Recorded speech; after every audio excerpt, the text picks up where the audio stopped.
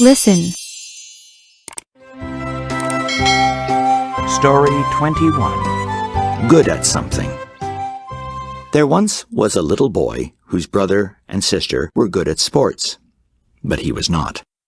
This made him sad. But the boy was very good at helping people. He worked very hard and grew up to become a doctor. He is very happy about what he did.